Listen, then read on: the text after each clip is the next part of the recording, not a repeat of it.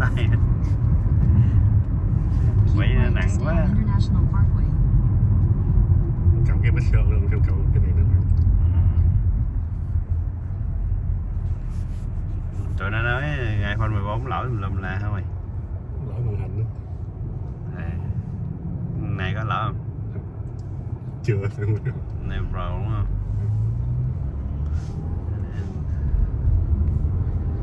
Tháng 11 này 15 ra mua cho cháu anh cái. Mua thường chứ mua rầu bự quá không chịu.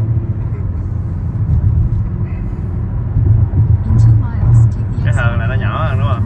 Nhỏ hơn. Max nó bự.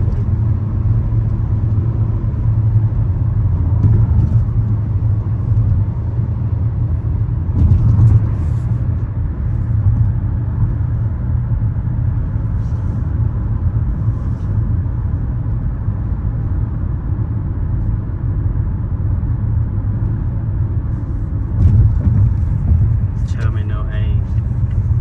Y á.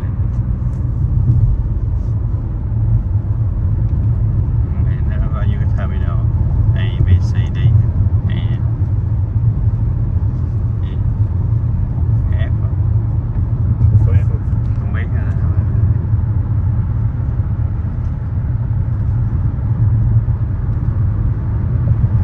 Mày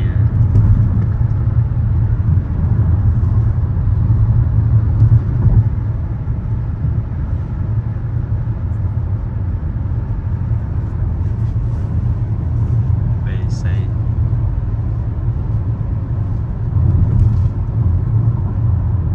Bye bye, không có băng qua nữa. Qua cái đường hồi nãy đó.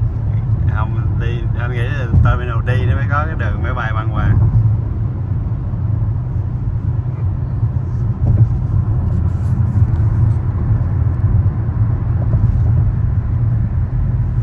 In half a mile, take the exit on the left for Terminal E.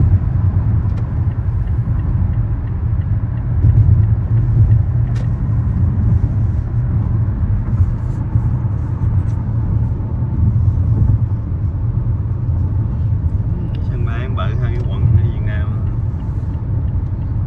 Take the exit on the left for Terminal E, then keep left at the fork. Rồi vô đón Việt Kiều.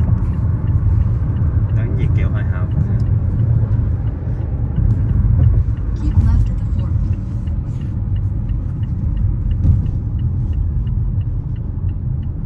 In 1,000 feet, continue on to Terminal E Entrance Road.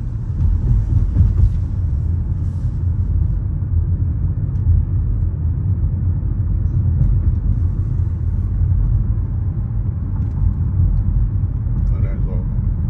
Cổng Y mấy anh Lộc? E5.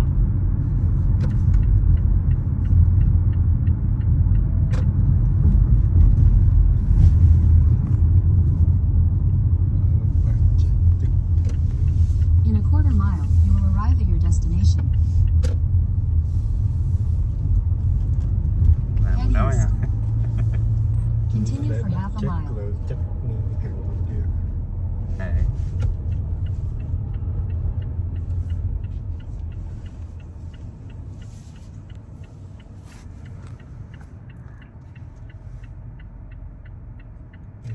Rồi, go.